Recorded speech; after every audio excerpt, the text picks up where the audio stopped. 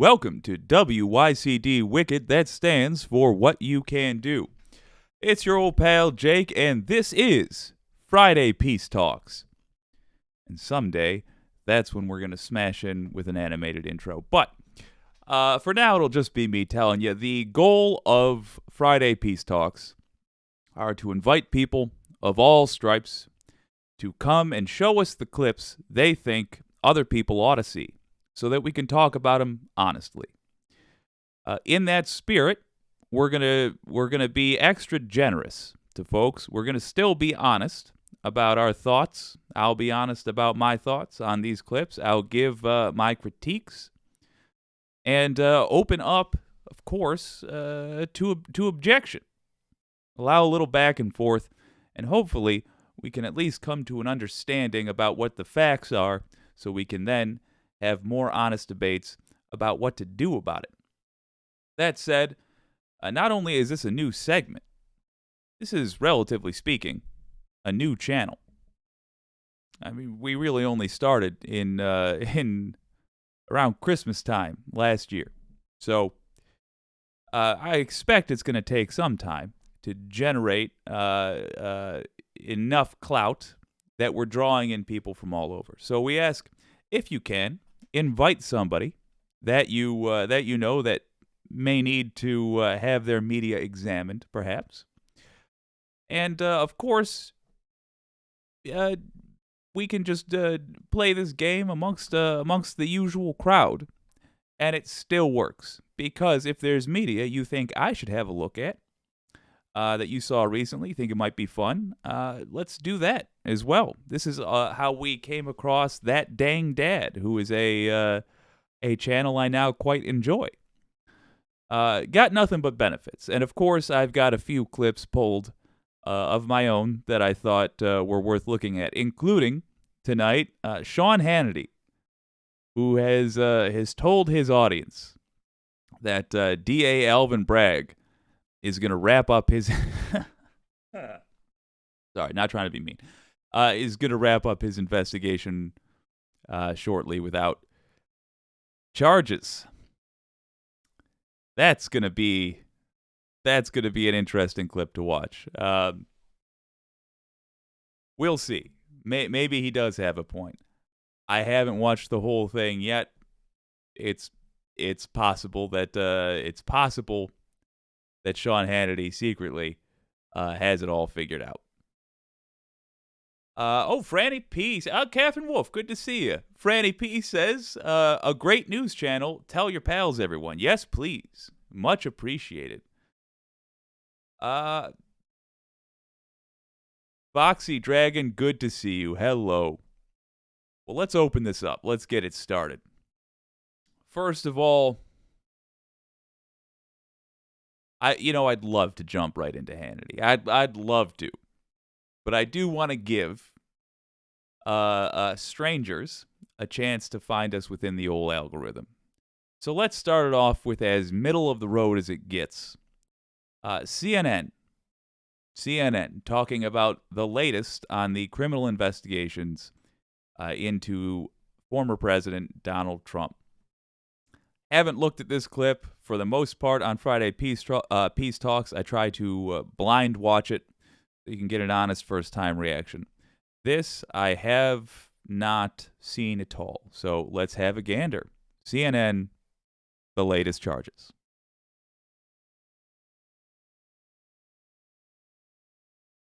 Federal judge handing a significant blow to Donald Trump today, rejecting the former president's claims of executive privilege in that January 6th investigation.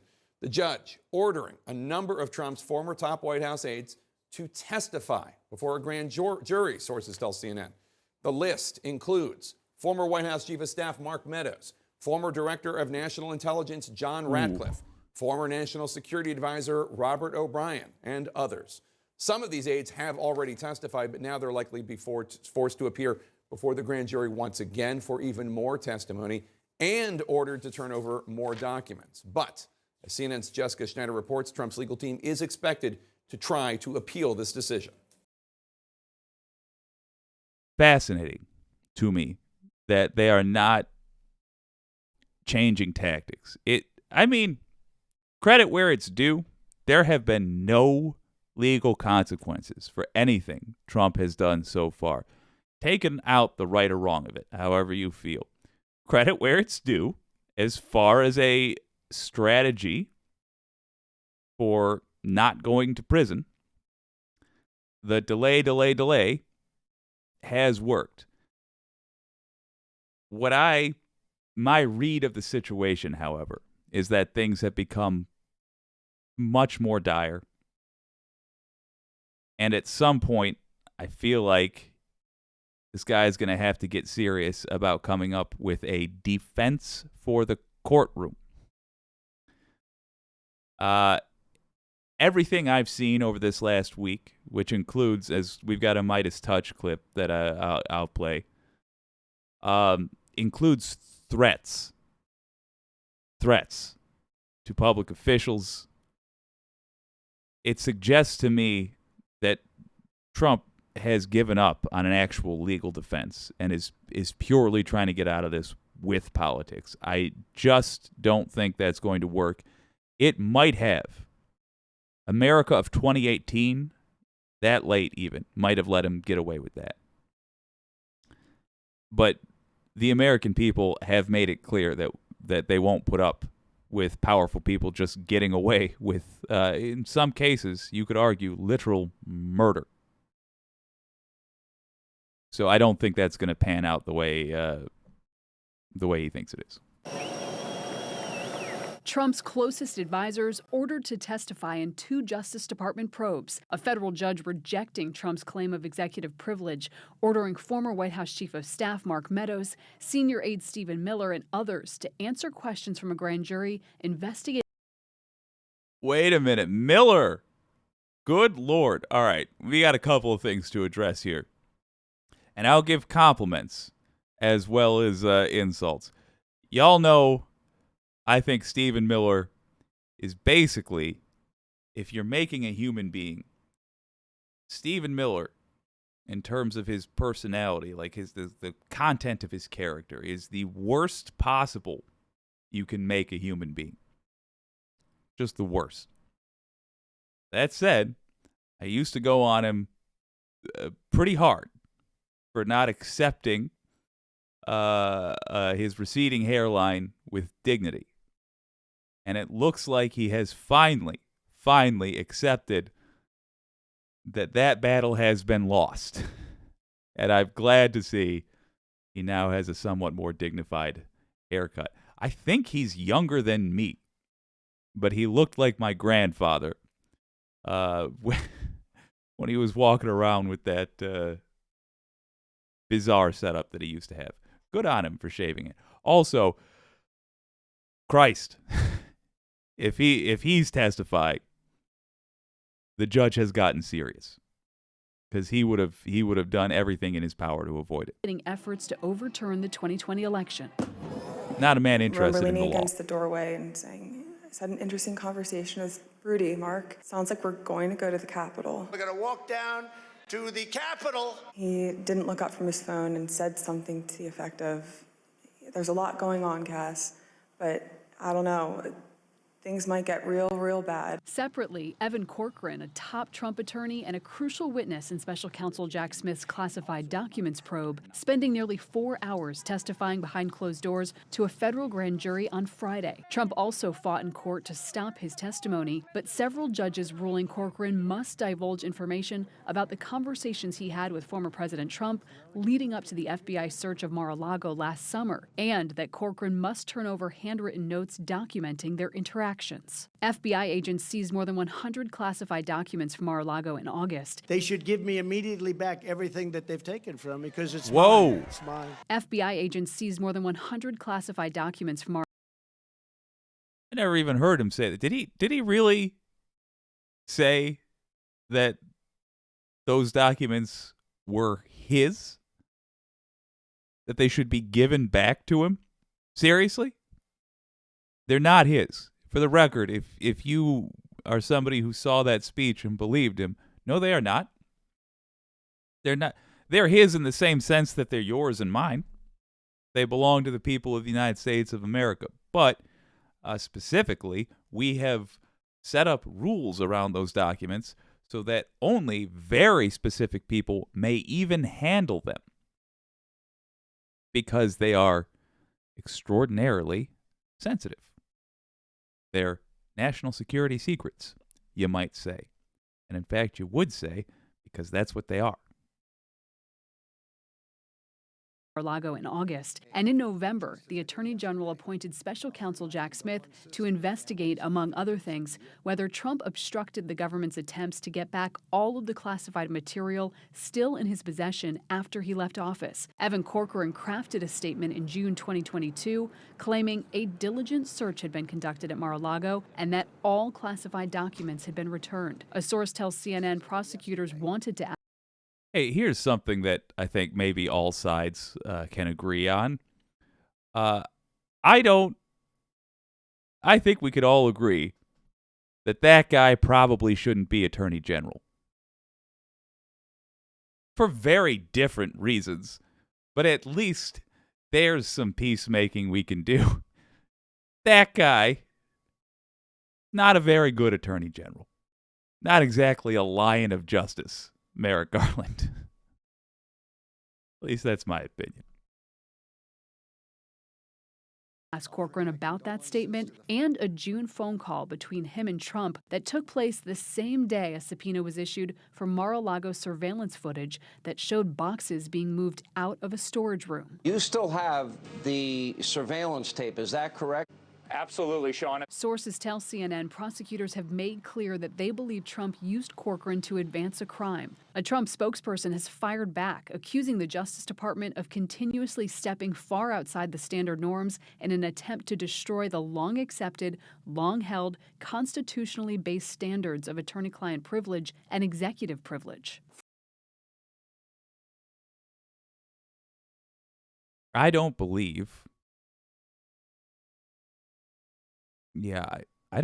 there's anything written in the Constitution about that.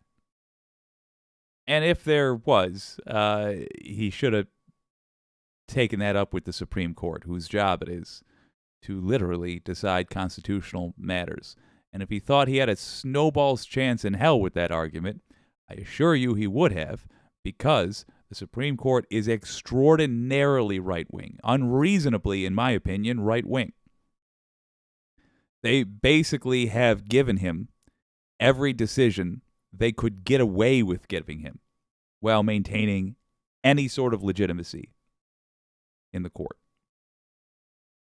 I don't think what his argument there was makes any sense at all. From the beginning, he has tried to cooperate. Trump attorney Tim Parlator tells CNN he also testified before the grand jury in December, divulging details about additional searches for classified documents he organized at several Trump properties last year. They would rather make this into an adversarial fight and try to make it into a criminal case. So Special Counsel Jack Smith will now be getting an influx of new information, both from. And because it's not Casual Friday, that's a different channel. Because it's Friday Peace Talks, though, we are a bit more casual. Franny P says, skinhead, too mean, too early. Yes, we're not doing insults this time around. But he is literally. I mean, this is not an insult. This is a statement of fact, confirming what you've said with a slightly different twist. He is an actual white nationalist. So I don't know that it's much of a dig. And Just Some Guy says, make sure to hit that like button for your old pal Jake. Just Some Guy, highly appreciated. Yes, please do. Helps the channel quite a bit. Evan Corcoran, who was forced to testify in front of the grand jury today, and also from that array of top Trump administration officials who will now have to testify to the grand jury about what transpired on and around January 6th. And Jake, our team is told that Trump's legal team is expected to appeal this decision and not let these officials assert this executive privilege. And interestingly, it does mean that some of these officials who have already been subpoenaed, like the former National Security Advisor Robert O'Brien, also Ken Cuccinelli from Homeland Security, it's likely they'll have to go back and testify more now that they can't assert that privilege. All right. Jessica Schneider, thank you so much. Let's talk about this now. with CNN senior legal analyst and former federal prosecutor Ellie Honig. Ellie, a lot to talk about here. Let's talk about, let's start with the judge telling all these Trump people that they have to testify. Sources say Trump's legal team, they're expected to appeal. Do they have a case to make, an executive privilege case? No. And I just want to jump in before that fellow whose book, by the way, I think it's called Untouchable, is fantastic. Really good book from Eli Honig there. But before he says something, I want to make my prediction. Maybe he won't even touch on this. It's just my thoughts. I don't think Donald Trump ever had any intention of the executive privilege claims holding up. I think the purpose of that was accomplished already. It was entirely to slow down the process. Just to make the judge do another ruling to ask the same questions. We're talking about people now having to come back for second rounds of questioning. Mission accomplished. However, interestingly, judges seem to have caught on to this. And now that these issues have been litigated once, in a lot of cases twice, 3, 4 times, they don't have to take forever to deliberate. They don't have to reinvent the wheel. They literally have precedent now. And they say, no. This decision was made in this court. I concur. Next week, show up, be here, etc. So the technique is losing its effectiveness as a stalling tactic. No, they don't, Jake. They certainly have the right to appeal, but they're not going to win. They've got 2 major problems. First of all, executive privilege is meant to protect governmental conversations about legitimate policy, legitimate strategy. See, again, he says they have the right to appeal, but they're not going to win. So they're going to appeal, and they're going to try to slow it down further. The purpose is not to win. I don't even think he's making that case, but he's answering the question that was asked. But I'm answering a question that wasn't asked, which is it accomplishing what the Trump side of this case is trying to do? And in my opinion, what they're trying to do is what their only strategy has really been since the beginning, which is try to stall. Stall and for Trump increasingly play politics. Although, note, Trump's rhetoric, his call to arms has really increased recently, and I think that's because he sees what everybody else sees, which is stalling tactics aren't stalling as long. They're becoming less and less effective. Again, it's that precedent issue. Judges now have the ability to say, this has already been decided. My decision is the same as the 4 other people before me. It's not designed to cover up for disclosure about malfeasance or wrongdoing or criminality. This is a criminal grand jury subpoena. Judges are very likely to enforce those subpoenas, very unlikely to allow an assertion of executive privilege. And second of all, Trump's a former president. And while a former president can exert executive privilege in very narrow circumstances, it is a stark uphill climb to do that. So Trump is also trying to assert executive privilege to stop Vice President Pence from being forced to testify. Do you think this ruling signals that will also fail? I do think so, Jake. Yesterday on this show, I said that Trump had virtually no chance to succeed on the Mike Pence case. I guess I'll downgrade that even further now. But it's important to keep in mind, there's a separate argument on the Pence case because Mike Pence himself is arguing that he's protected by a different legal doctrine, this idea of speech and debate, because as vice president, he was president of the Senate. I think there's a better basis for that, and that might enable Pence to avoid answering some questions about what he did in his role as Senate president. I've heard people on the left generally just discount that as a legal argument entirely. I'm not as on that side. I think Ellie Honig brings up a good point, or takes it a little bit more seriously. I called him Ellie. He's Eli. Eli Honig takes that a little bit more. He does have a hell of a name. Honig takes that more seriously. So do I, in terms of whether or not I think it would be effective. I think if you're an honest person, that's a nonsense argument. But would a judge see it the same way? Bear in mind that a judge, quite rightly, has to ask themselves, is the precedent I'm establishing correct for all time? If they are technically a member of the Senate, even for a day, you could argue that they're protected. Now, that said, thinking it's not a ridiculous argument is not the same as thinking the judge will accept it. Because was he really, I mean, were those really normal proceedings? Was that really what was going on? Was he talking about the goings-on of regular government? No. They're going to be asking him about the crime that took place while he was at work. You think about it like somebody got murdered on the Senate floor in front of everybody. It wouldn't matter that they were senators 5 minutes ago talking about the Senate's business. The questions are going to be pertaining to the murder that happened. That's what I think is going to happen here. But I don't think it's a totally ridiculous argument. If Trump loses these appeals, is there any way that Meadows and these other top Trump aides can get out of testifying? Can they plead the fifth? There's only one way, and you just said it. They can take the fifth. That means that any testimony they give might be used against them. They have that absolute right to take the fifth. But if they do that, DOJ prosecutors do have a counter move available. They can go to a judge and ask for an order of immunity, meaning your testimony is not going to be used against you, but now you have to testify. That's a strategic decision to be made by prosecutors. I made that kind of decision quite frequently, but it means they get the testimony. It also means they're very unlikely to be able to prosecute, whether it's Mark Meadows or whoever the witness is. So just to game this out. So let's say I'm Mark Meadows and I lose all the appeals and I'm forced to testify. I say I'm going to assert my Fifth Amendment right against self-incrimination. You're the prosecutor. You says, we're giving you complete immunity. You won't be incriminating yourself. Right. And then you go to, and then what do I do if I'm Mark Meadows, and what do you do as the prosecutor? So this is not optional. If a prosecutor gives Mark Meadows immunity, he has to testify. It doesn't matter whether he wants immunity or not. And if he refuses, if he just says, you can't force the words out of my mouth, then we're in a contempt of court situation.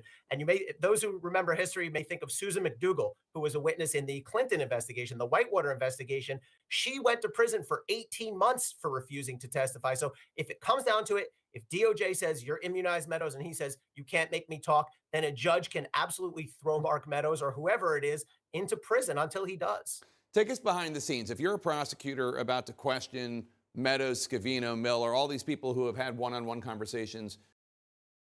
If you are somebody, perhaps watching this VOD later because you're a brave person, and I commend you, if that's the case, I'd like to ask you a genuine question. Does it not concern you that all these folks are so resistant to just saying what happened from their perspective in a court of law where you cannot lie? Is that not a concern to you? Let's say they do think it's a sham. All the charges are made up. Go say so under oath. Why would you not clear the air? Why would you not answer these questions? You've had a lot of opportunities to. I can't fathom exactly what privilege people are imagining they're protecting. The thing I think, and tell me if I'm wrong, MAGA folks, tell me if I'm incorrect. I genuinely want to know if I'm wrong. But my suspicion is that when MAGA fans are seeing this, they're thinking, yeah, don't participate at all with those Democrat prosecutors. What concerns me there is that it becomes impossible to establish the truth. Because if your side does that, then my side will be justified in doing that as well. And it will simply become impossible to ever prosecute a politician if they broke the law. The way it's supposed to work is that if they didn't break the law, they prove it in a court of law,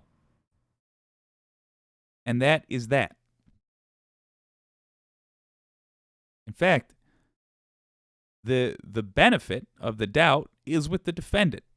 So in fact, really the prosecution that has to prove that the thing they think happened actually happened. And if you're concerned that it might be a sham trial, a kangaroo court, that evidence is public. So we'll be able to look at it for ourselves and make up our own minds like adults. And to me, that seems like the optimal solution, because right now what we have is the word of your guys and the word of my guys. And that's not sufficient. Neither end of that is sufficient. It's not sufficient for me just to hear what prosecutors say they think happened. I want it fully proven. I want it demonstrated in a court, and I want to review the evidence myself. And I would hope you would want the same thing. I don't know. Turn it over. Let me know if I got that wrong. With Donald Trump around January 6th, how are you preparing for that? Well, first of all, it's just a gold mine to be able to go in and ask them. These are the key questions that you want to know.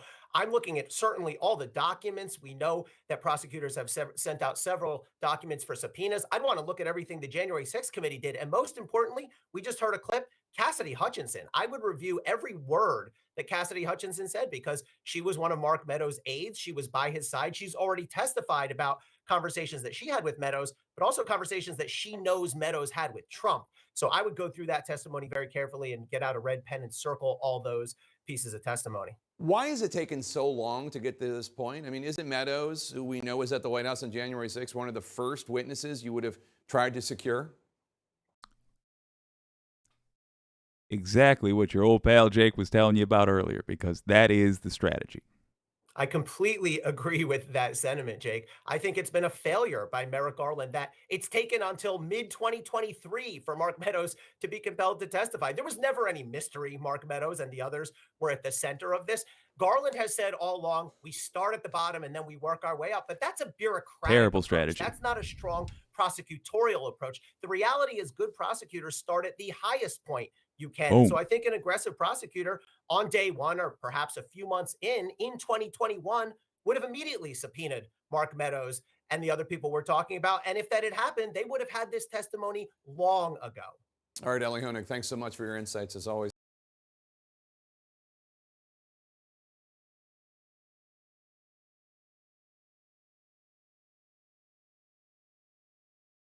Yeah, that really was a terrible strategy, in my opinion, by Merrick Garland.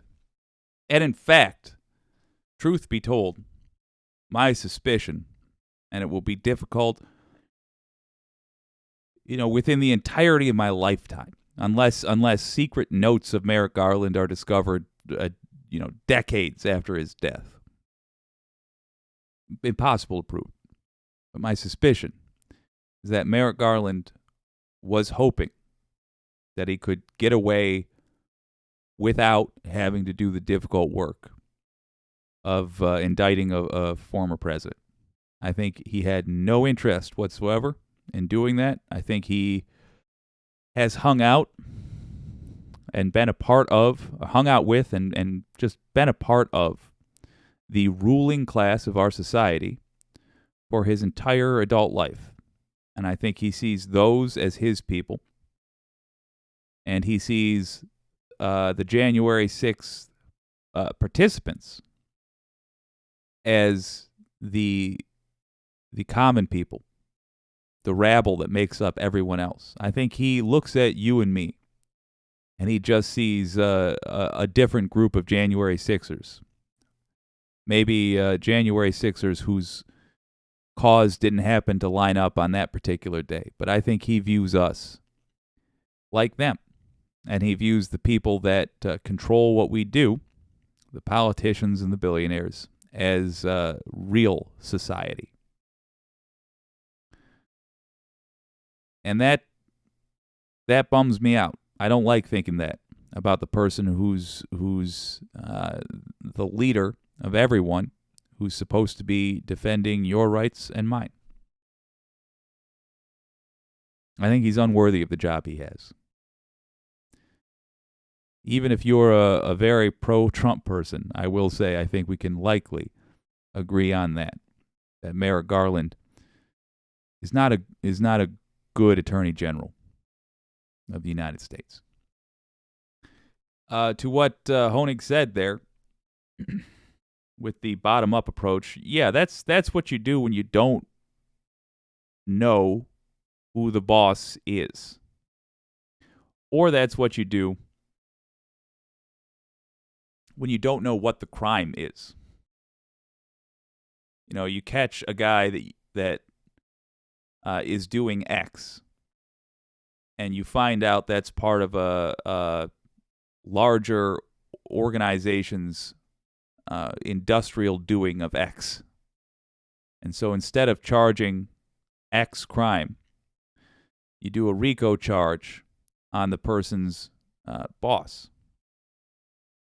And you do that by working your way up. But in this case, we knew what happened. We knew the specifics of what happened, and there was already an investigation. The January 6th committee did an independent investigation and reached a conclusion. He had every opportunity to seek justice for the American people, and here we still are. He had to get dragged into doing his job, and I hope he will be recognized in history for what he was, which was insufficient. Let's have a look at some comments. Ooh. Catherine Wolf said, I tried to support Garland, but you, Sam, and now Ellie have convinced me. I'm sad. Yeah, same. I even wanted to like Merrick Garland. But yeah, I have been slowly but surely become disillusioned with the man.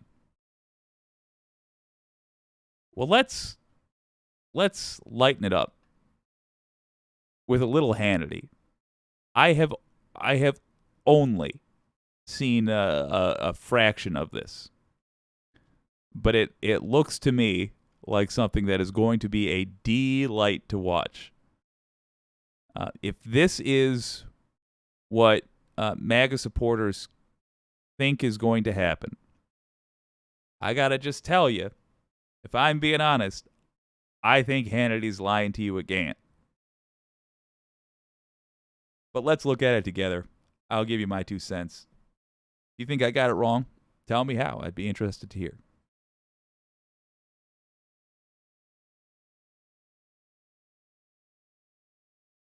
Hey, there we go. Our top story right here out of New York. Alvin Bragg is now sweating even more than usual tonight.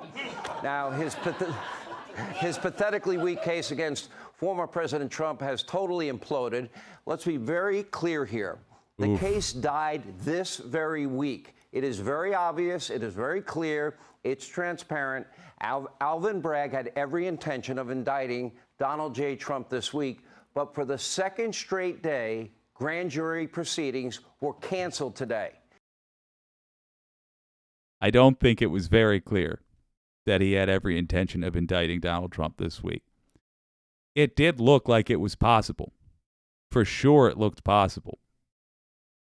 But he never said that he was going to indict Donald Trump this week. If you're getting that from Trump, I got news for you. He wouldn't have told him. All right, let's hear him out. Now, Bragg is now telling Reuters that it was former President Donald Trump that created a false expectation of arrest. It was never. I mean, it literally was, though. Donald Trump said he would be arrested on Tuesday. Alvin Bragg didn't say that. Donald Trump said that. Why are you saying he is now telling Reuters? That's kind of tricky wording. You mean he told Reuters? Yeah, but when you say he's now telling Reuters, that makes it seem as though he's changed his story, but he hasn't changed what he's been saying.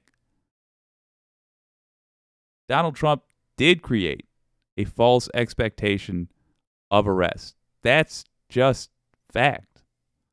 And if he was planning on arresting this week, and he changed his mind and said, all right, let's not create a scene, let's do it Tuesday of next week.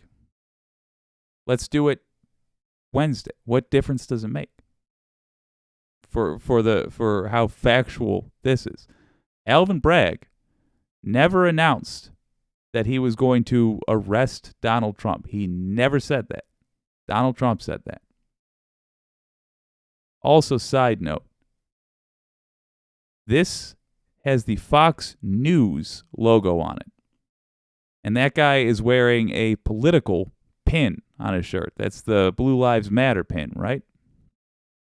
To not concern you that you have somebody advocating for a political cause. I don't care what the cause is. Advocating for a political cause on something that is claiming to be news. That's not very ethical.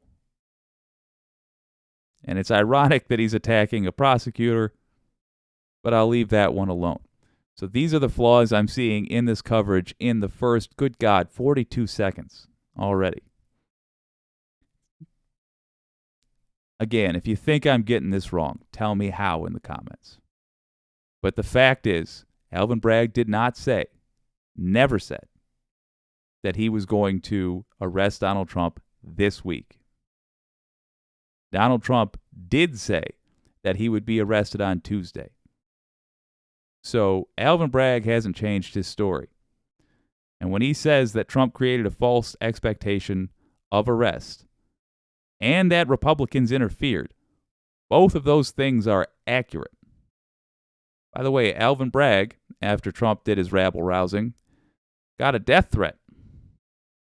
I wonder if they mention that in this broadcast. Actually, you know what? I take that back. Not going to hold him to that. This would have been last night. And last night is when Bragg got the death threat. Got a letter, literally threatening death for Bragg. Let me know if you think I got it wrong. Tell me how, though. Be specific. Never actually going to happen, according to Bragg, it seems. Really, after a multi-year... Jesus. Couldn't even get through the sentence. All right. What did Sean Hannity just say? Never actually going to happen, according to Bragg, it seems. No. He tossed in that little "it seems" at the end there to justify what he just said. So that when you take that and say, you're a liar, he can say, no, I said "it seems" at the end. But is that the impression you got when you first heard that? Let's listen to this again. Listen to this again. Were canceled today. Now, Bragg is now telling Reuters that it was former President Donald Trump that created a false expectation of arrest. It was never actually going to happen, according to Bragg, it seems. Really? It was never going to happen? He didn't say that. Sean Hannity qualified that by saying it was never going to happen, according to Bragg, it seems. He didn't say that. All he said was that Trump created a false expectation of arrest and Republicans interfered. Both of those things are true. Alvin Bragg did not say he won't arrest Donald Trump. Or rather, just get to not worry about the details of whether the guy actually gets cuffs put on him. Indict. He didn't say he's not going to indict Donald Trump. And he certainly didn't say he was never planning on indicting Donald Trump. That is not something you can glean from that article. That is Sean Hannity lying to his audience. Even if it turns out that Donald Trump did nothing wrong at all, and, your old pal Jake is shocked. I can't believe it. I misread those tea leaves.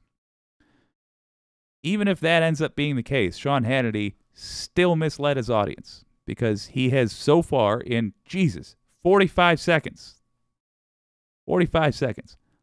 of this clip, he has so far utterly misled his audience about what just happened. That is a deficient newscaster right there. In fact, that is an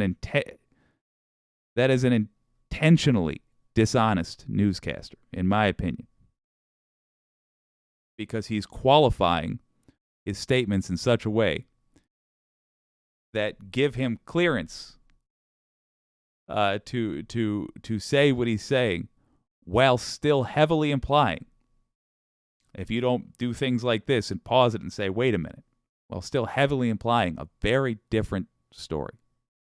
Dishonest. After a multi-year investigation, the formation of a grand jury, the DA's meeting with law enforcement to coordinate an impending arrest of a former president, and we're supposed to believe that somehow Donald Trump created the false expectation of arrest. Now, the New York Times, they were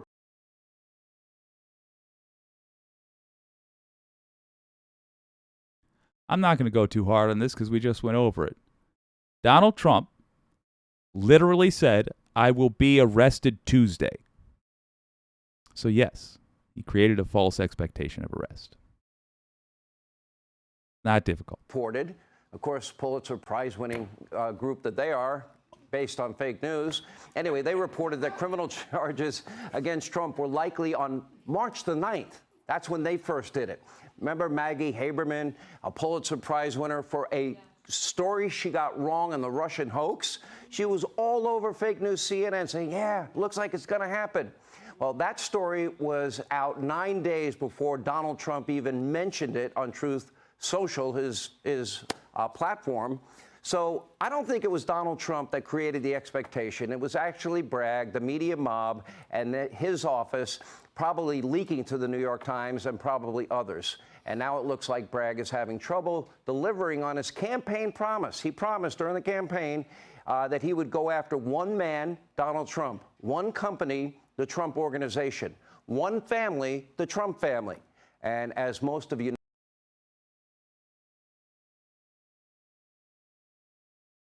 So that's not what he said. In his campaign, he made it clear that he didn't think anybody was above the law. I'm not going to bullshit you. Everybody interpreted that to mean that he would be willing to go after Donald Trump, but he didn't promise that he'd go after Donald Trump. I'm sure he meant it to be interpreted as the idea that he would be willing to go after Donald Trump, but he didn't promise he would go after Donald Trump.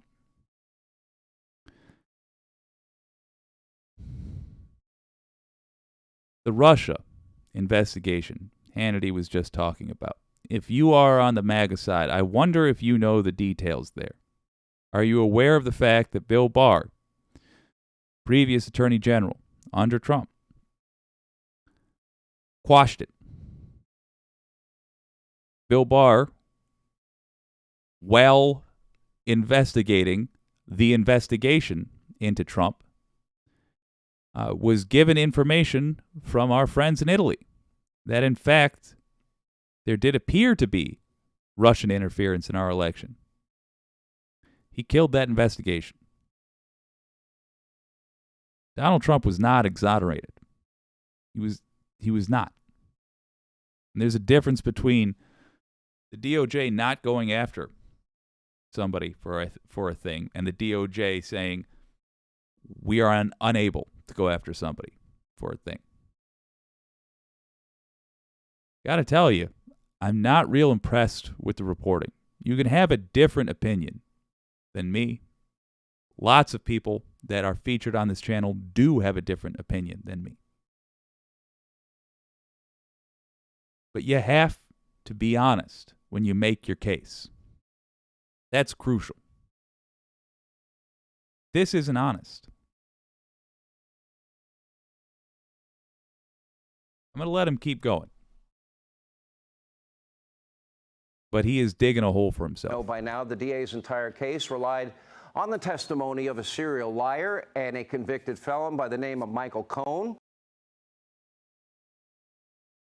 The DA's entire case does not rely on Michael Cohen.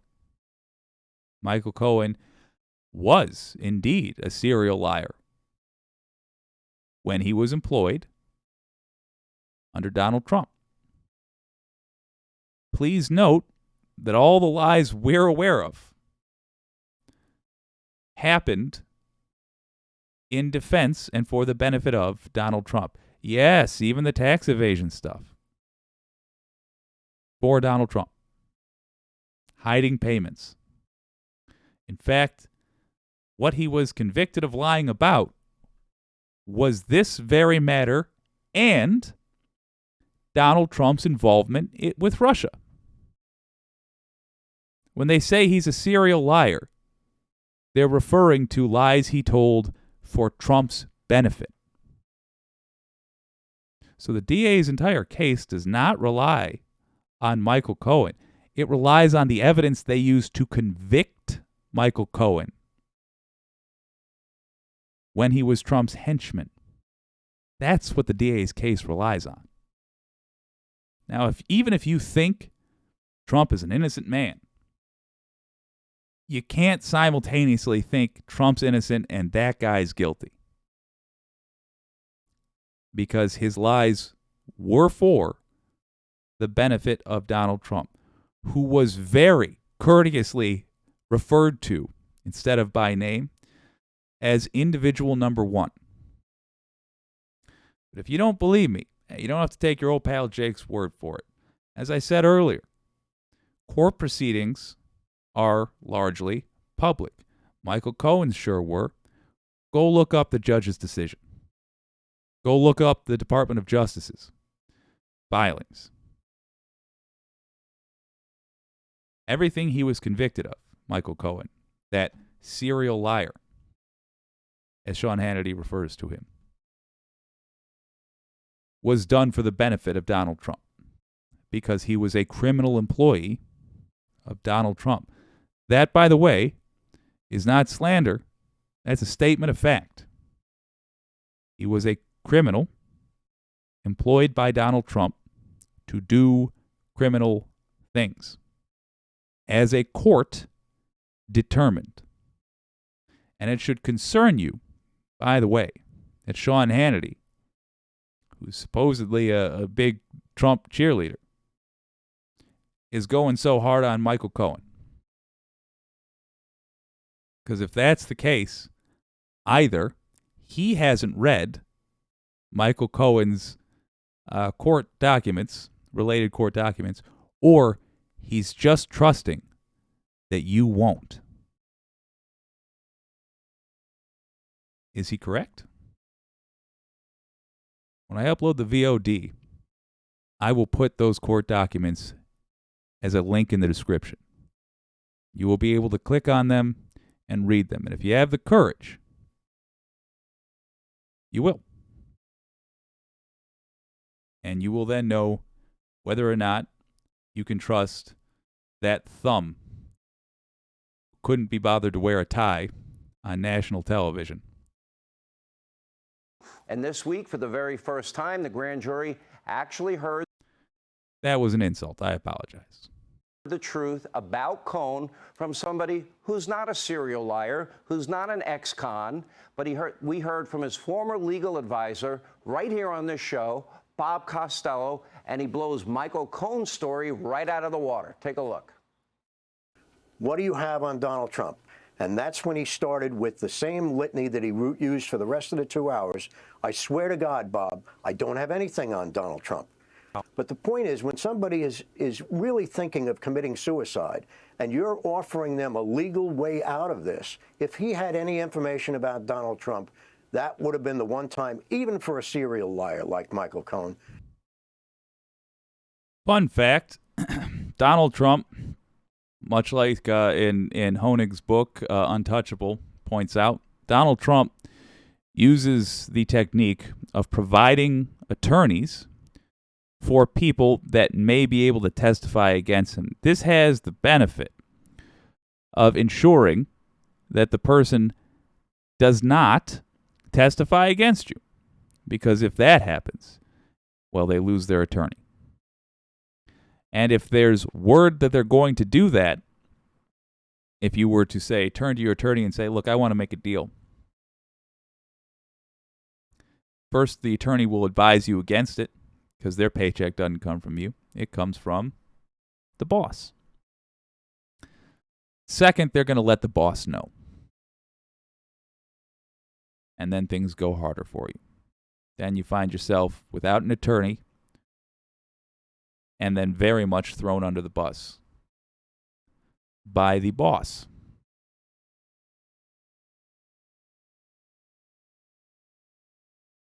It's unusual, by the way, for someone's former attorney to show up on TV saying they're a liar. And if that's happening, there's one of two reasons. Number one, they're employed by somebody else who benefits then from saying that person's a liar. Or number two, they are now legally at odds with their former client. In this case, Michael Cohen's got both of those. So you're probably right to question his testimony, and we'll come back to that. That guy, Bob Costello, he used to be that guy's attorney. What beef does he have with Cohen now? I think it's more to do with his relationship with Trump. As for that guy, and not trusting his testimony, you're right to be suspicious of it. What you should do is see if it is backed up by facts in court. I suspect it will be. But deciding he's wrong before we see that, that's not how this works, nor should it be. Because then we're just doing trials by whoever shouts the loudest. And that is called mob rule. And that's not a good way to ensure that we are living in a just system. To fess up and say, well, I know this or that, because I want to save my own hide. But he didn't do that. Michael Cohen, who, as I said before, was pacing back and forth, would suddenly stop in the middle of whatever he was talking about and turn and point his finger at us and say, I want you guys to understand, I will do whatever the F I have to do. I will never spend a day in jail. He said that at least 10 to 20 times during that 2-hour period. It was a bizarre mantra, but it made it clear to us that Michael Cohen was saying, I will lie, cheat, steal, shoot someone. I will never spend a day in jail. Wow, powerful testimony. That happened this week. Now, Cohen said, He just said, wow, powerful testimony. Do you understand that that's not actually testimony, right? Like, not in the legal sense, that's not testimony. He's using the term of art testimony there. And I think he's doing that rather intentionally so that MAGA folks will compare that testimony to actual legal testimony in a court of law. They mean very different things. The key difference, and this is important, is that if Bob Costello was lying just then, there are no consequences. It's not genuinely testimony. That's just a guy talking. What makes it testimony in the legal sense is that if somebody gives testimony in front of a judge under oath, it's illegal if they lie. That's the difference. And my suspicion is that Sean Hannity wants as many people as possible to be confused about these terms. Just confused in general. Not so that they'll think that Donald Trump is a prince, but just so that they won't really pay that close of attention to this because it's all too confusing. It's going to be confusing if that's who you're getting your information from. Then it will be confusing. because I think he is trying to make it so. To Costello many times, I have nothing on Donald Trump. And not only did Costello destroy the credibility of the state's star witness, Cohen, but Cohen himself completely contradicts. He didn't destroy Cohen's credibility. And by the way, Cohen's credibility, not really the issue here. You don't, if you're prosecuting a mob boss, you're not going to have a bunch of saints as the witnesses against. You know what you're going to have? A bunch of criminals, a bunch of murderers, a bunch of extortionists. So how do you take their word? Well, you don't. You back it up with evidence. You combine their story, what they say happened, with evidence so that you can establish the truth. And you allow the defense a chance to rebut it and supply their own evidence. And the evidence, by the way, has to be so strong that it's beyond what they call reasonable doubt, as in a reasonable person wouldn't doubt the evidence. That's a tremendous amount of evidence. And if this happens, if the indictment happens, you should really, really have a look at it. Because either Alvin Bragg did a lot of work and he made the case, and it turns out, well, shoot, looks like Donald Trump did do it after all. Or it'll be a weak case, and then you can laugh at him and say, I was right the whole time. Look at this clown. Either way, you should look at it. It's the state's case. Look at this newly uncovered document. This is from 2018. This is from Michael Cohen's own lawyer to the FEC. Quote, in a private transaction in 2016, before the U.S. presidential election, Mr. Cohen used his own personal funds to facilitate a payment of $130,000 to Ms. Stephanie Clifford. Neither the Trump Organization nor the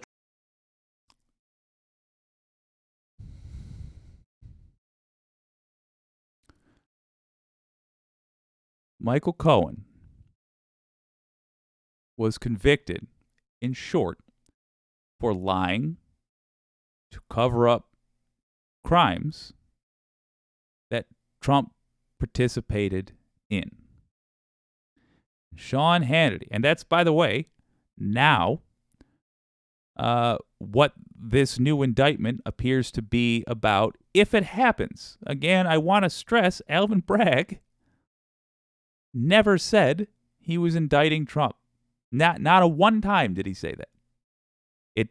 You're not crazy to be hearing about it constantly, because it does seem like he's prepared to. It does seem like that is in fact imminent. So much does it seem like that Donald Trump said that he was certain he'd be arrested Tuesday. But Alvin Bragg didn't say that. However, Michael Cohen was convicted of lying on behalf of Donald Trump. And now, to tell you that Donald Trump is an innocent man and this whole thing's nonsense, Sean Hannity is taking things he said during the period that he was convicted for lying to Donald Trump and presenting them as though it's some revelatory evidence. This is the very issue we're talking about. The fact that he said this is damning. What that is an attempt to cover up a crime, a campaign finance violation, as it turns out. This being described is the manner in which that cover-up happened.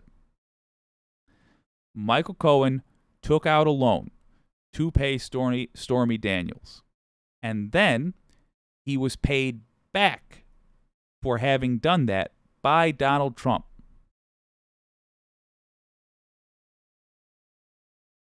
Making it a campaign finance violation. That's what happened. It's actually pretty simple. Michael Cohen, by the way, was additionally convicted of lying to Congress when he said that Donald Trump had spoken with the Russians, I think, on 3 occasions through Michael Cohen, when in reality it was 10 occasions. Why the difference? What does that difference make? Well, the 7 outstanding occasions would have been a hell of a conflict of interest with his running for president. So again, Michael Cohen, all of his convictions, all of them, stem from work that he did on behalf of Donald Trump. And what Sean Hannity is showing you right now, that's supposed to make you feel like, oh, see, so Michael Cohen is a liar. Yes, he is a liar who lied for one guy, over and over and over and over and over and over again. And what makes the rest of us a little bit crazy is that it's very frustrating that 2 people appeared to have done a crime. So much so that both of them were named in the charging documents and in the judge's decision, and only one of them got punished. And the difference between the 2 is that the less powerful one got the punishment, and the powerful one, so far, has had no punishment. And that's what grates on your old pal Jake. If I got it wrong, MAGA folks, tell me. Let me know. But be specific. Because what Sean Hannity is telling you is nonsense. Trump campaign was a party to the transaction with Ms. Clifford. So is Cohen lying under oath now or during that statement to the FEC? Now, of course, during that statement to the FEC. That's the answer. Because he told the incomplete truth. He did do that, what he said to the FEC. What he didn't disclose was that he got paid back for it. There's your answer. Sean Hannity knows that, by the way. At the very center of the case is a completely legal, what's called an NDA, over an alleged affair from 2007. There is zero evidence whatsoever that the Trump campaign paid for this NDA. No, there's substantial evidence. He paid through a series of structured payments to Michael Cohen. I believe it was in $30,000 chunks. Michael Cohen has literally pointed to the payments. If you want to see the actual documentation to prove this, that is what the court case is for. Do you understand? That's why Donald Trump might be in court. So that the prosecutor, whose job it is to say, there he is, that guy. He did a crime, this is what happened. It's a forum wherein the prosecutor displays the evidence in a structured, reasonable manner. And then a jury of us, 12 people that are considered to be basically reasonable, average Americans. And both sides have a say in who that jury is, by the way, to ensure that it's fair. 12 of them will then decide whether or not Alvin Bragg was able to sufficiently prove the case. That's what will happen. I only have so much Hannity in me. MAGA, if you're in the audience, or if you're watching the VOD later, let me know if you see something here worth talking about. If you have a debate about this. But he has not said anything of value. Sean Hannity. In this, we've done this for 4 minutes and 42 seconds of this. And if I keep going with this whole clip, It's just going to be me explaining every other sentence Hannity says and why it's a lie. If you want me to finish this clip, let me know in the comments, certainly. If you want me to look at a different clip that you think is a better representation of your belief system, or at least your understanding of events, let me know in the comments. But I'm not going to waste my or anybody else's time with further nonsense from this guy.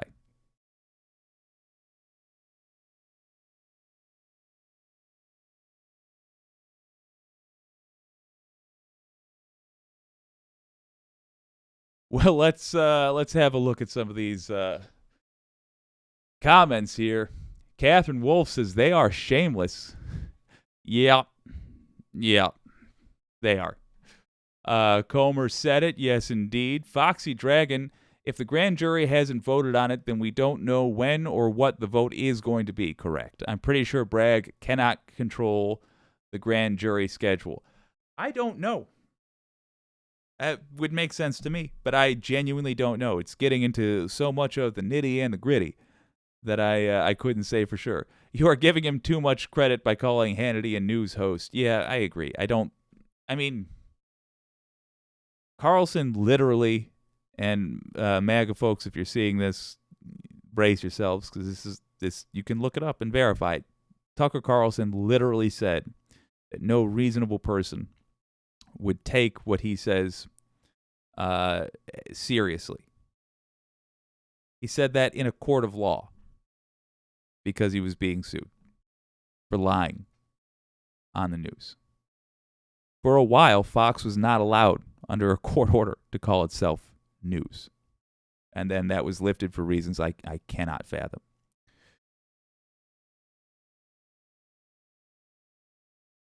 Catherine Wolf says, speak it, old pal. You know it.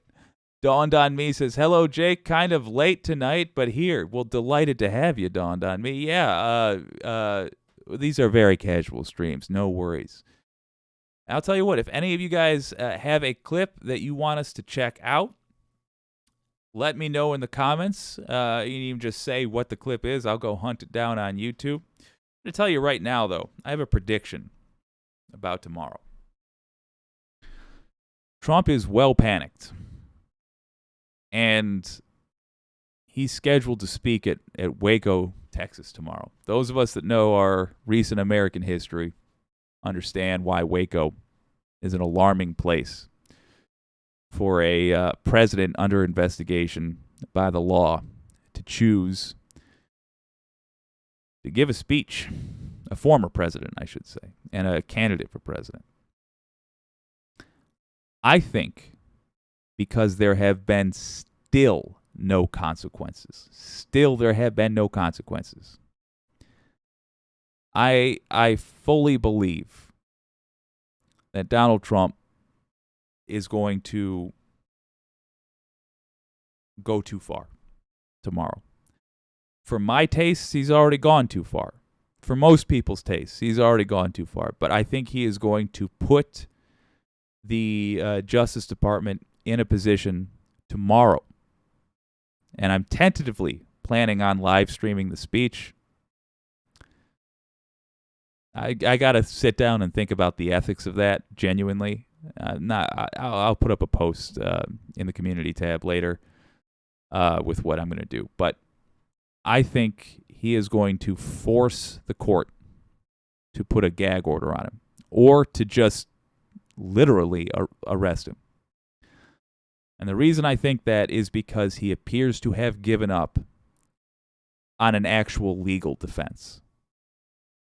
And to me, he seems panicked. So I think he's going to go off script in a rant and just say something that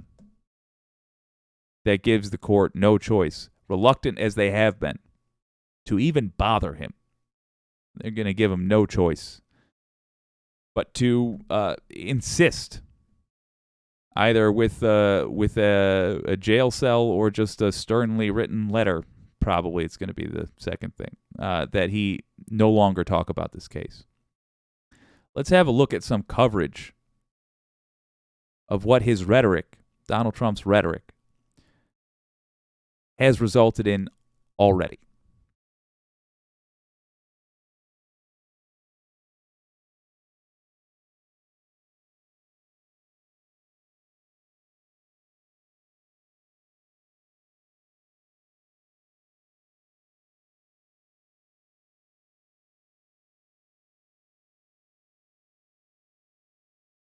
The Manhattan DA's office, just minutes ago, law enforcement sources tell WNBC that DA Alvin Bragg has now received a death threat. A note inside a letter addressed to him said, quote, "Alvin, I'm going to kill you." It also contained a small amount of white powder. The substance was deemed non-hazardous, and there were no evacuations or injuries. Law enforcement sources also say the NYPD and now the FBI are both on scene investigating. We're going to go there as soon as we can. The threat comes after Donald Trump has been escalating his aggressive rhetoric against DA Alvin Bragg.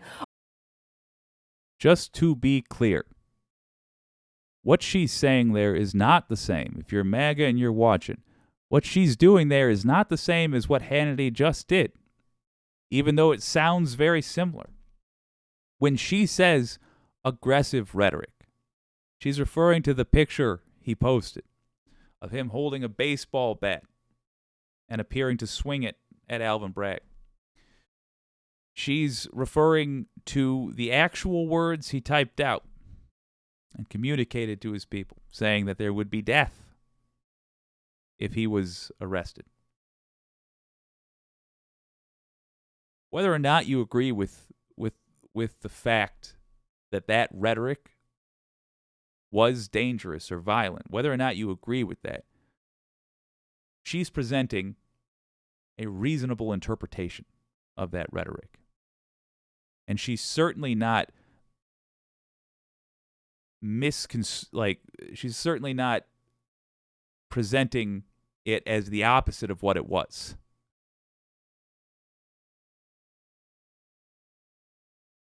Again, if you think I'm wrong, point out how. Because I genuinely, I don't think I'm wrong. Obviously I don't, I just said it. But if I am wrong, I want to know.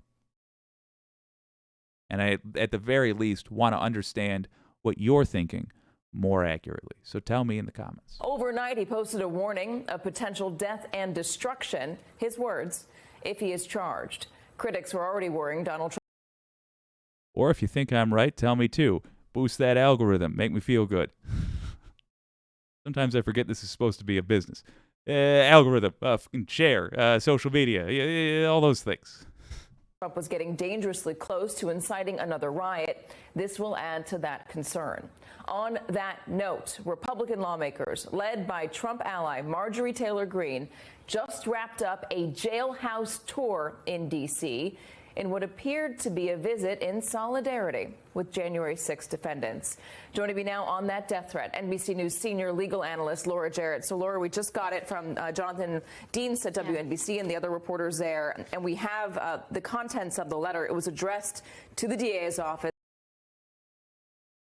Look, I think it's appropriate given the context, but Jesus Christ, Laura Jarrett. You see that? Those steel eyeballs?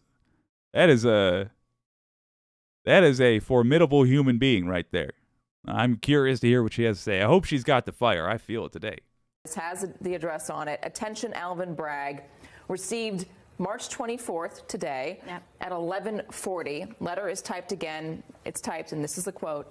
Alvin, I'm going to kill you, and then a series of exclamation points. Yeah, obviously very disturbing. Obviously, comes on the heels, as you mentioned, of the former president's post on Truth Social. Real eloquent bunch. This morning in the wee hours, warning of potential death and destruction if, in fact, he is indicted. No announcement on that front.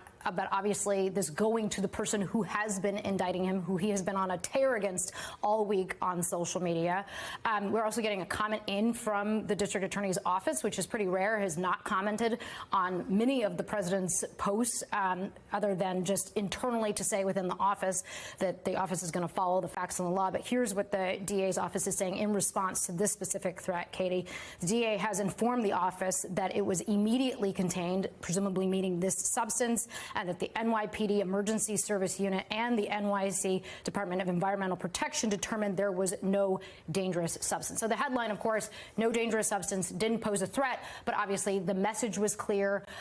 The message itself was menacing, and so you can infer the intent there. We just saw video of the Environmental Protection Agency here in New York. They were loading a big case. They're loading multiple big cases into that car. We can presume maybe one of them contains what was inside that letter, but again, they've deemed it non-threatening. It harkens back to a time not so long ago where a lot of people across this country who were in positions of power were receiving these sorts of letters with white powder in them, back to the anthrax scares of the early 2000s. Yeah. Remember Colin Powell holding up his prop anthrax, scaring the hell out of the Senate? It's a pretty common technique to try to intimidate a public official, specifically by faking anthrax. Mailing it. Yeah, it's a very common way to do that. Anthony Fauci had that happen to him. He opened up a letter in his office, immediately contacted his secretary, said, "Don't come in here. Inform security. This has just happened." And fortunately, he had the medical knowledge after a few minutes before the tests were done, but he had the medical knowledge to know that if it had been anthrax, he would have been dead already, most likely. And he says that he was relieved, nonetheless, when the tests of the substance came back negative. Think about that. Think about that experience. Forget, yeah, I know, it wound up not being anthrax. Okay. Imagine for about 5 minutes, you don't know if you're about to die or not.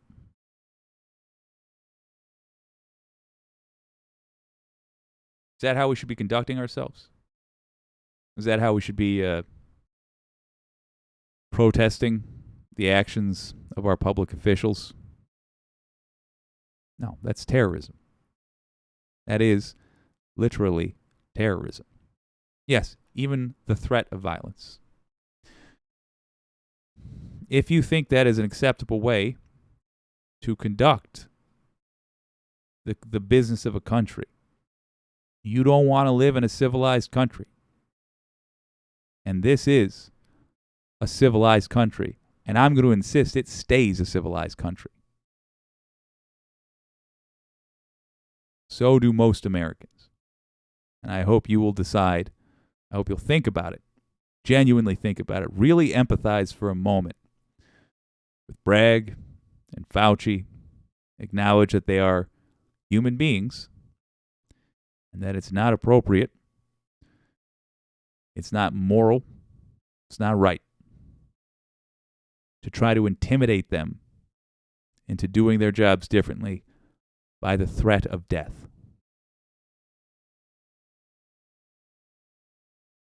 I suspect your mother raised you better than that. And it's obviously, a scary time anytime there's a threat against a public official. And it's worth noting, a federal judge just yesterday has decided to keep the identities of a jury secret in a separate case related to this same potential defendant, because that judge said that this person has a history of attacking law enforcement, courts. Just to be clear, when she says this person has a history of attacking law enforcement, she's talking about Donald Trump. Donald Trump has a history of stochastic terrorism. That's what that is. Using violence or the threat of violence to influence a political process. And if we're going by literally U.S. code, it's to influence political process other than the specific target. So when Trump says there will be violence in the streets, that is specifically stochastic terrorism. Do you really support somebody who does that? Even if you support, let's say you still support Trump because for some reason You really like his policies.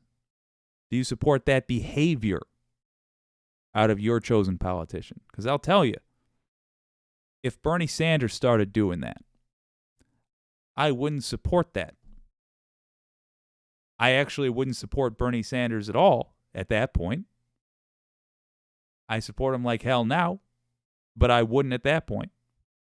And even if it turns out he was the sole lefty remaining in the country, and I had no choice but to vote for Bernie if I wanted my agenda passed, I wouldn't support that behavior out of Bernie.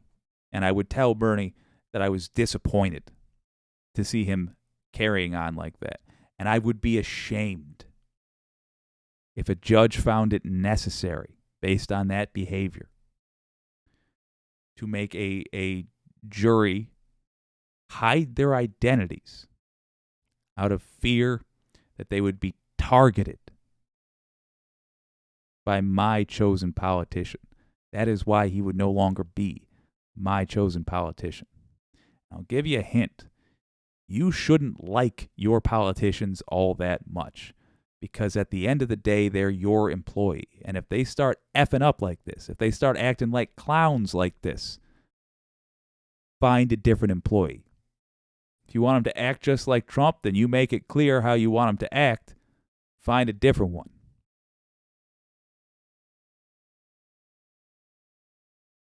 You should be deciding the policies. They are merely a tool that we're supposed to be using to get the policies we want passed. They are not an object of worship. They are not even people we should trust all that much. In fact, there's quite a bit of benefit in not trusting those motherfuckers at all. And that, if you want to know the real secret about how lefties think, that's what being woke really is. Knowing that none of these bastards have our best interests in mind unless we make them. Judges. And so it's just worth noting that there's sort of his statements are received by his followers. The judge said that even though he's not speaking to sort of any of the actual contents of what's happening in the Manhattan District Attorney's Office, you can't help but notice that this is happening in public view and that there are people who are certainly inspired by what he's saying on social media. That's the E. Jean Carroll case. Yeah. She accused him of assault decades ago, and that case is being litigated or argued right now. All right, so you have this happening. You have Donald Trump escalating his rhetoric. He's going to Waco, Texas this weekend. There are questions about what he might say in front of that crowd. There's also been some legal talking about Waco, educated guessing by. Gonna jump in on that in a second. Reading some comments though, Sandy Trunks says, I was just going to ask if this was the definition of stochastic terrorism. Yeah, quite literally. And it's also the mail letter and the mailed anthrax in the letter end of it. That's the definition of lone wolf terrorism.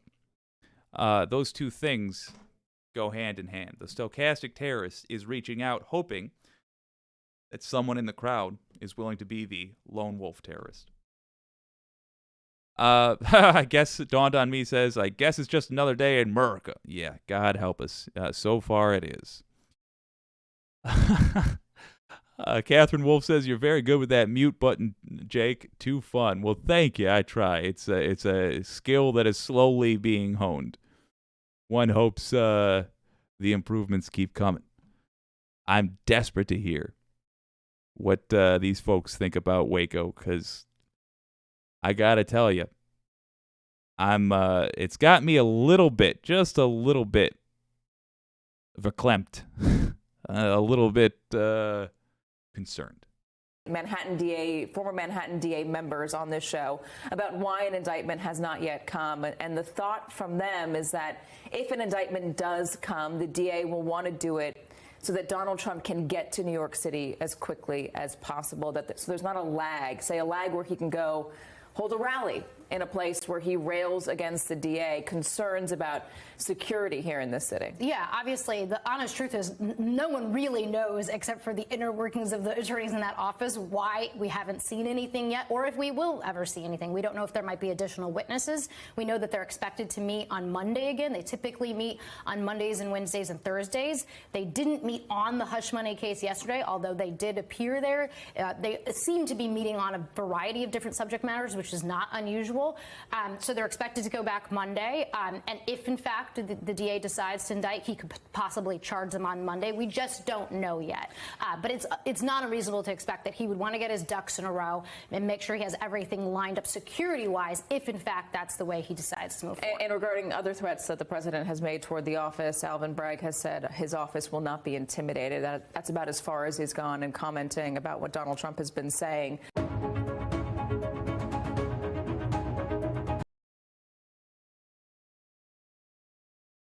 Well, I wasn't so quick with it that time. Oi. I got one more I want to check out here. But do you guys have any videos that you would like us to check out? If there's something you've seen recently, let me know. I'd love to blind watch it. Or we can watch something like Steven Crowder or Ben Shapiro. Just do like what did Sam Cedar used to do? The random rush. We can do that with one of these knuckleheads. I almost screwed that up. We can do it with one of these gentlemen, and I'll give my honest opinion. Believe it or not, at least when you're not looking at the Mug Club stuff, I honestly think Steven Crowder does a better job of pitching right-wing, not even really right-wing stuff, but pitching to right-wingers than Fox does. Fox is, it's like shooting fish in a barrel, man. It's junior ball. Yeah, let me know in the comments, certainly, if you got something, posted a video link like, oh, Foxy Dragon, have you really? Holy crap. You know, that might be a problem with this system. Foxy Dragon says, I have posted a video link like 4 times today. I literally don't have any of them in my chat. And now I think I see a fundamental flaw with how I've set up this stream. If you can just tell me, like with words, I'll go look for it on YouTube and then put it up. Dang. Well, it appears that I have some son of a bit. Almost got demonetized. Let me scroll through here. Yeah, it's not coming through. Do it like this. I want to show you something. Let's see. The clip from Fox. Wait. The Hannity clip from Fox. I don't know. Something like that. It's C-SPAN Cohen apology. Perfect. Thank you. I'm going to grab that now. Let's stand by for just one moment. Well, I thank you for letting me know.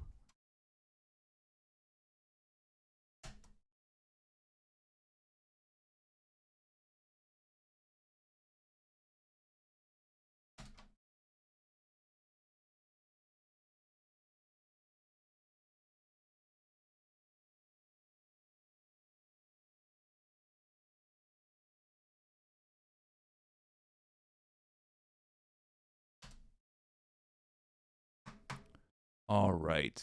Got a whole lot from years back. I'm going to get searching for that. While I'm looking for that, let's look at this video right now from Midas Touch. They were talking about a different aspect of the similar things we were just looking at. They were talking about the latest threats that Donald Trump issued and going into some little bit more detail about it, and of course being Knock 'em Out Pete, a.k.a. Ben Meiselas, and I think there might have been Popok on this, I'm not sure. But regardless, I did see this one a bit, and they have a little bit better analysis. I'm Ben Meiselas from the Midas Touch Network. enough is enough. I woke up this morning and read Donald Trump's most recent threat directed at Manhattan District Attorney Alvin Bragg. In a post on his social media platform, Donald Trump called for, quote, death and destruction in the event he is charged based on Manhattan District Attorney Alvin Bragg's criminal investigation into Donald Trump. What I want to talk about right now, though, in addition to Donald Trump's posts, though, are Donald Trump's posts a crime?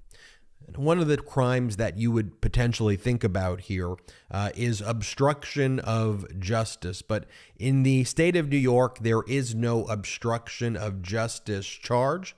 However, what you can be charged with, a person who interferes with police or other public servants in New York City could be charged with something called obstruction of governmental administration in the second degree. It is a serious, serious crime. And in order to charge somebody for this offense in New York City, what a prosecutor must be able to show is that an individual in some way interfered with or obstructed a public servant or police officer who was performing a authorized official function, and there is no requirement to prove that any person was injured or that the attempted interference was successful. All the prosecutor must show is that the government administrator was in the process of performing an official function, and that a defendant in some way attempted to keep that government administrative official from achieving whatever goal they have. So let's go through right now what I believe the case that can be made now by the Manhattan District Attorney's Office for obstruction of governmental administration in the second degree. So I'm going to read for you Trump's posts from the morning. He goes, what kind of person can charge another person, in this case a former president of the United States who got more votes than any sitting president in history and a leading candidate by far for the Republican nomination, with a crime when it is known by all that no crime has been committed, and also known that potential death and destruction.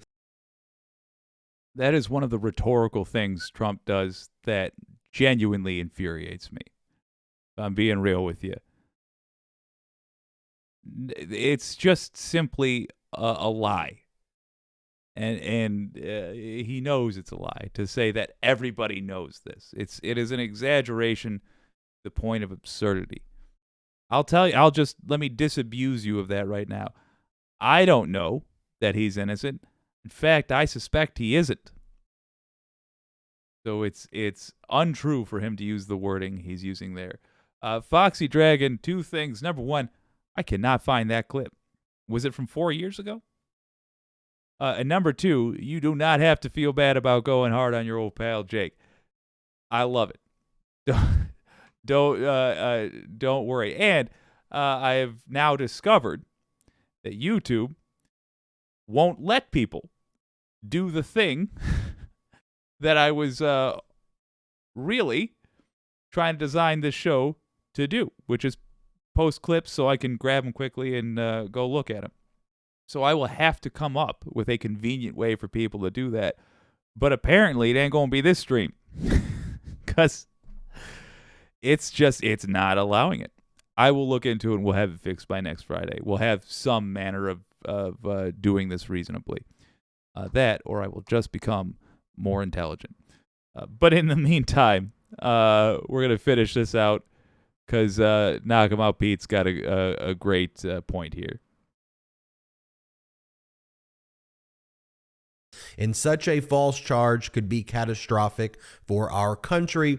Why and who would do such a thing? Only a degenerate psychopath that truly hates the USA. So ask yourself, does that post alone meet the elements where a prosecutor can show that here, the Manhattan District Attorney was in the process of performing an official function and that Donald Trump attempted to keep them from achieving that function? How about when Donald Trump... Mars Falcon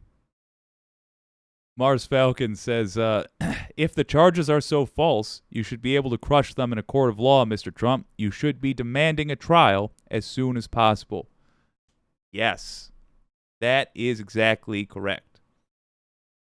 Mars Falcon says, especially since you can countersue for defamation. Excuse me. Brendan Carter says, at Mars Falcon, especially since you can countersue for defamation. Exactly.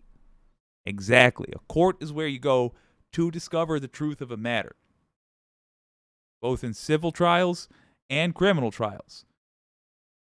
100%. At this point, both parties should be seeking the court to come to their aid by finding the truth. Unless, of course, it turns out one of them doesn't want to find the truth at all. Sandy Trunk says, don't understand. I've copy-pasted 2 clips for you. Sorry, I'm missing something here. You're not missing anything. I was missing something. It turns out there are settings, either on this stream or on YouTube in general, that are removing the clips. Won't let them post, which is entirely my mistake. I thought that I had that set so that people could post anything at all. I'm not sure exactly how that works. I will figure it out by next week. In the meantime, if you can narrow it down just by saying where it's from, like the account that posted it, and I can try to find it. But as I've also just demonstrated, that's very difficult. It may just be that we have to end up wrapping this stream without getting to do the cool thing where we look at viewer suggestion clips. I will work out a system one way or another that is convenient for next Friday Peace Talks. However, let's let Ben Meiselas finish this one up. Pairs it with this post where it's a photo of him with a baseball bat. Y'all. Jesus Christ. That is that can't be. We can't allow that. Even if you support Donald Trump politically, you cannot permit that behavior. If you do, if you are a Trump fan and you happen to be watching the VOD of this later, I would like you to contact Donald Trump through his social media or through a campaign website with the contact info and tell him that that is beneath you, because that ought to be beneath you. He'll say it's just a joke. It's not a joke. This is not a joke. And that is not acceptable. Looking like he's going to hit the Manhattan District Attorney with a baseball bat. So take a look at that. Do you think the elements are there? How about this one where Donald Trump calls the prosecutors human scum? He goes, isn't it terrible that DA Bragg refuses to do the right thing and call it a day? He would rather indict an innocent man and create years of hatred, chaos, and turmoil than give him his well-deserved freedom. The whole country sees what is going on, and they're not going to take it anymore. Genuine question for MAGA folks. You know what? In the audience right now, I got a lot of folks that I happen to know are not MAGA supporters. Let me ask the non-MAGA supporter things, and honestly search your hearts. If somebody from the party you support was calling a prosecutor these names, human scum, for example, would you be okay with it?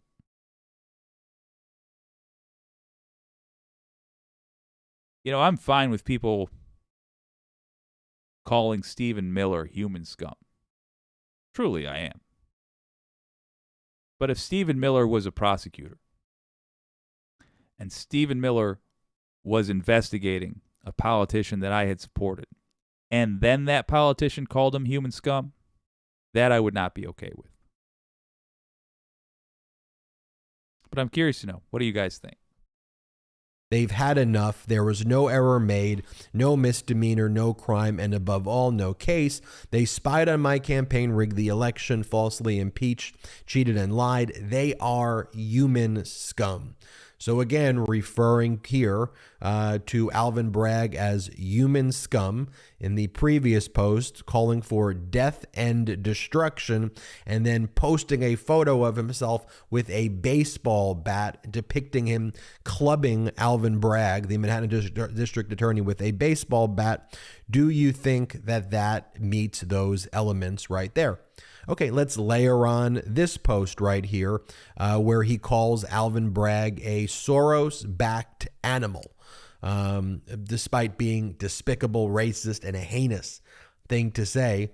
Will that also layer on and add to the charge of obstruction of a governmental administration in the second degree? Why won't Bragg drop this case? Everybody says there's no crime here. I did nothing wrong. It was all made up by a convicted nutjob with zero credibility who has been disputed by highly respected professionals at every turn. Bragg refuses to stop despite overwhelming evidence to the contrary. He is a Soros-backed animal who just doesn't care about right or wrong, no matter how many people are hurt. This is no legal system. This is All right.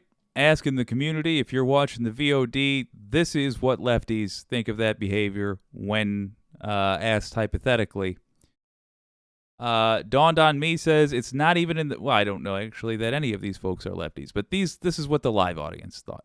Dawned on Me said it's not even in the realm of acceptable. Not today, not yesterday, or tomorrow, not ever. Agreed. Brenton Carter says there should be legal implications for speech like this. No rights are absolute, and there needs to be a much higher bar for those who are politicians or government officials. I agree. I think the fact that they are government officials does not mean that we should be handling them with kid gloves. I think the kid gloves should be for anybody else, but not the government officials. They must be held to a higher standard. We are in complete agreement there. Foxy Dragon says you can disagree with people, but when you are a public figure, it should not be okay to say such things. I agree, because by the very nature of their job, they are influencing large groups of people, and that needs to be taken into account. Wholeheartedly agree. Foxy Dragon says, I say Trump is a douchebag all the time, but I'm not a public figure that people will follow. Yeah, see, there's the difference. Absolutely. Dawned on Me says, having this evil represent anything for America goes too far. I can't stand Trump. Well, it's understandable. The Anti-Corporatist says, I think that I know the right-wing talking points enough by now that I could just spout some buzzwords at one and have them sputtering. It's possible. Brendan Carter, interesting. I'm a libertarian socialist. That is a philosophy that I am intrigued by. And if I were to tell you what I am, it would not be with very much certainty at all, because I am constantly shifting. Sandy Trunk says, sadly, I've got to go, but before I split, I suggest that you have a look at Randy Rhodes' program. She always posts her Friday shows in their entirety on YouTube. She does serious dives into media crapola. Randy Rhodes is next on my list. I think we're going to wrap it up after this, but... note it, Randy Rhodes will absolutely be next on my list. Posted a poll asking, do you think an indictment will happen next week? Very interesting. Just nearly divided audience. 44% responding yes, they do think an indictment will happen next week. 56% responding no, they don't think an indictment will happen next week. Intriguing. I honestly don't know. If I had to guess, I would say yes. I would say yes, and in fact, you know what? I'm going to freak you out right now. Wednesday. There's my bet. Sandy, we'll see you later. Thank you for joining us. And I want to be clear, I have absolutely no evidence, so if I happen to be right, it's purely chance. Let's finish up with Ben Meiselas while I write down Randy Rhodes to check out later. I'm intrigued. I always love getting content from you guys. It's always fantastic. The Gestapo. This is Russia and China, but worse. Disgraceful. So it is literally, to a degree, Russia. I mean, That's part of what Michael Cohen got convicted for. When you add on here, he's now calling Alvin Bragg an animal. He called Alvin Bragg human scum.